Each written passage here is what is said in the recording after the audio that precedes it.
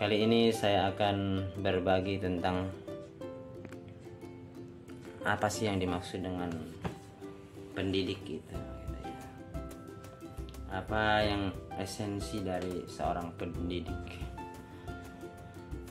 Menurut saya ya, pendidikan adalah pembiasaan yang baik gitu ya. Pembiasaan yang baik. Kalau pembiasaan yang buruk namanya bukan pendidikan. Contoh pendidikan itu kita bangun jam 4 misalnya, dibiasakan bangun jam 4. Menurut saya itu adalah bangun pagi jam 4 ya. Itulah pendidikan. Kemudian sebelum berangkat sekolah mencium tangan kedua orang tua, itu juga pendidikan. Sampai sekolah, sebelum pulang sekolah menyapu piket dulu, itu juga pendidikan. Apapun itu menurut saya, termasuk makan sambil duduk, itu juga pendidikan. Terus membantu orang tua, tidur misalnya selalu tepat waktu jam 9 malam, itu juga pendidikan. Nah, itulah pendidikan. Tapi kalau sebaliknya, pembiasaan yang buruk berarti bukan pendidikan. Contoh, tidur bangun jam 7 pagi, orang udah pada sekolah, ini baru bangun, itu bukan pendidikan namanya. Itulah pendidikan. Jadi pendidikan ini kita laksanakan untuk kita terutama dan juga anak-anak. Untuk apa? Untuk untuk bisa kita menghadapi masa depan. Jadi masa depan itu dihadapi dengan pendidikan. Untuk menghadapi masa depan anak-anak gitu ya. Untuk menghadapi mereka remaja atau menjadi orang tua nanti. Bekalnya itu pendidikan. Kalau mereka tidak dibiasakan bangun pagi terus sekolah, tidak dibiasakan bangun pagi membantu orang tua, bangun pagi mencari ilmu, bangun pagi pergi kerja. Nah, kalau tidak dibiasakan dari kecil, mereka tidak bisa menjadi orang tua yang baik nantinya. Jadi mereka tidak akan sanggup menghadapi masa depan mereka. Kenapa? Karena mereka tidak dibiasakan melaksanakan pendidikan. Setelah dewasa, itu bisa jadi itu pendidikan dari kecilnya itu, falsafah hidup yang ditanamkan dari kecilnya itu bisa jadi kurang tepat atau gagal. Anak itu kurang memahami pendidikan waktu kecil, sehingga ketika berdewasa, terutama ya pendidikan agama ya, pendidikan agama itu sangat dominan sekali bagi setiap orang.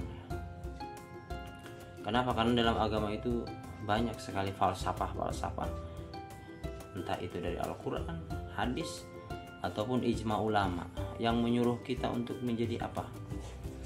Salah satunya adalah dalam pepatah Arab seperti ini ya, al-i'timadu asasun najahi, bersandar kepada diri sendiri adalah i'timad, kunci keberhasilan. Jadi orang-orang yang belajar kayak gini itu dari kecil ya, mereka belajar agama ya, belajar hadis, Quran, ijma ulama dan sebagainya, dan itu tertanam dalam hatinya. Maka ketika sudah dewasa dalam kesendirian, ketika dalam menghadapi mentok hidupnya, maka mereka akan ingat akan hadis-hadis seperti itu, harus bagaimana gitu ya. Ketika mereka menemukan jalan yang buntu misalnya, ketika sudah lulus kuliah, atau ketika lulus SMA lah misalnya, tidak punya biaya untuk kuliah, kerja juga tidak ada, maka ketika jalan buntu itu akan menjadikan, kalau orangnya itu udah terbiasa memakan pendidikan, membiasakan pendidikan, entah itu pendidikan belajar agama ataupun pendidikan hidup, yang disiplin, maka mereka akan kembali kepada hal yang baik itu ya, akan kembali kepada falsafah hidup, akan kembali kepada pikirannya, akan menggali pikirannya. Setelah dicerna oleh pikirannya, maka akan dilaksanakan dengan badannya gitu ya. Karena kita juga kan sebelum melakukan apapun itu dipikirin dulu, ada di pikiran. Misalnya kita mau masak nasi, nah itu udah pulang kerja kita udah ingat, gua sampai rumah mau masak nasi. Nah, jadi sampai rumah kita laksanakan. Apapun itu sebelum kita lakukan itu terbentuk dulu di pikiran kita. Kita kaya ilmu ya, kaya falsafah, maka ide kita tidak akan buntu ya. Tapi sebaliknya tidak akan buntu untuk menciptakan ide-ide baru gitu ya. Tapi sebaliknya kalau misalnya ilmu kita tidak ada, maka otak untuk menciptakan sesuatu ide yang baru itu susah, karena tidak ada jalannya. Orang misalnya tidak belajar ilmu agama ya dia buntu ya bingung, paling dia mikirin yang nyata-nyata aja. Yang nyata-nyata gimana ya, seperti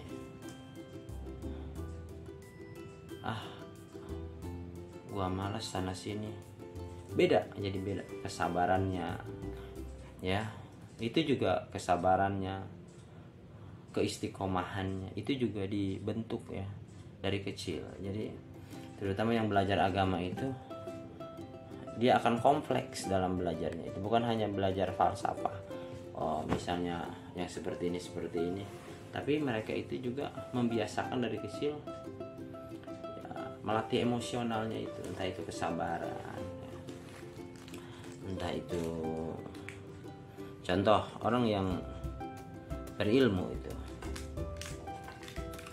orang yang berilmu misalnya anak pesantren, taruhlah ilmu agamanya lumayan lah. Jadi mereka itu di pesantren bukan hanya belajar ilmunya saja, tetapi mempraktekkan.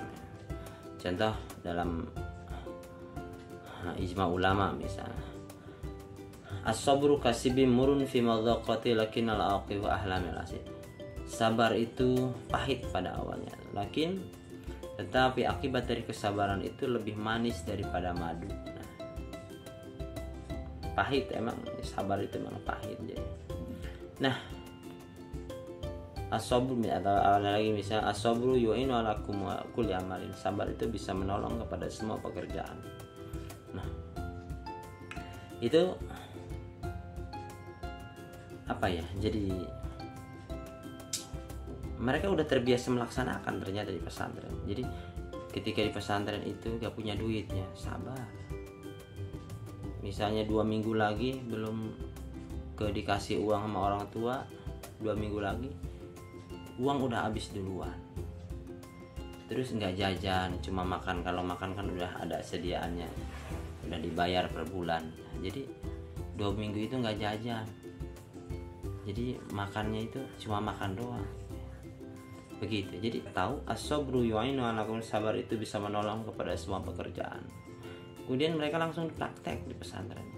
Sabar walaupun nggak punya duit ya. Orang jajan dia mah kagak, cuma makan doang. Orang mau beli makanan tambahan ibaratnya. Ada yang mau beli baju, ada yang banyak. Ini mas sabar. Nah, itu sesuatu yang dipraktekkan dari kecil itu semakin besar, semakin terus menerus, semakin kuat. Jadi kesabaran mereka itu semakin kuat. Jadi ketika mereka dewasa pulang ke rumah misalnya mentok nih, kuliah kagak, jadi karena nggak ada modal misalnya buat pulang pesantren, kerja juga nggak ada yang nawarin gitu. Nah, maka mereka akan kembali kepada yang telah diajari itu, as-sabru yu'inu ala kulli amal. Sabar adalah menolong. Jadi mereka akan istiqomah, senantiasa berdoa, terus berusaha, terus tidak mengenal lelah, tidak mengenal lelah dan letih. Jadi terus menerus dan sampai insya Allah mendapatkan jalannya. Itulah. Jadi karena mereka terbiasa. Beda kalau orang yang maaf ya, jadi tidak agamanya juga tidak tahu, ibaratnya tidak tahu dalil apa itu as-sabru ala kulli amali, yang ada dia dari kecil ini aja. Jadi kata-katanya sabar juga ada batasnya gitu. Sabar juga ada batasnya. Itu padahal kata-kata itu adalah dari candaan sehari-hari. Jadi karena dia kata-kata terus diulang-ulang, ternyata jadi falsafah hidup dia. Jadi pikiran dia. Jadi ketika dia itu netap di dalam hati dia, jadi ketika menghadapi orang itu dia sabarnya sedikit sekali, jadi telat dikit aja ibaratnya. Jadi langsung aja biar sabar dalam pikiran dia itu. Misalnya orang lambat sehari misalnya, langsung aja dalam pikiran dia mah ketika menghadapi masalah ya, langsung aja dalam pikiran dia mah, sabar gue juga gue ada batasnya gitu. Jadi langsung marah. Jadi dalam mencari pekerjaan juga sama, jadi nggak mau yang berat-berat, nggak mau yang, emang sih nggak siapa yang mau ya yang berat, cuma masalahnya di sini adalah kesabarannya itu yang kurang. Jadi ketika bekerja misalnya ada masalah dikit langsung dibesar-besarin, ada masalah dikit langsung.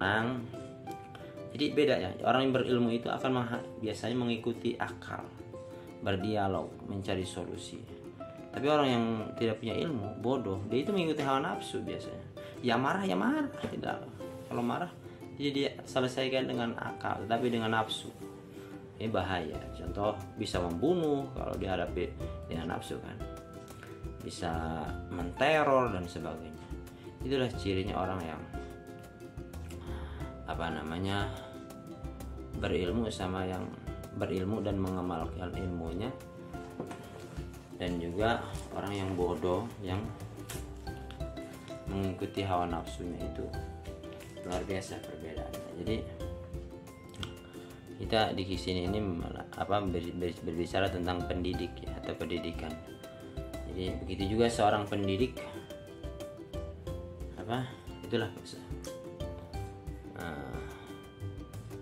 itulah pendidikannya. Jadi pembiasaan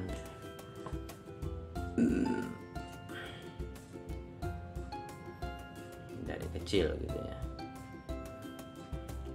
Ini aja mungkin yang saya dapat curhat hari ini. Mohon maaf bila ada kesalahan. Assalamualaikum warahmatullahi wabarakatuh.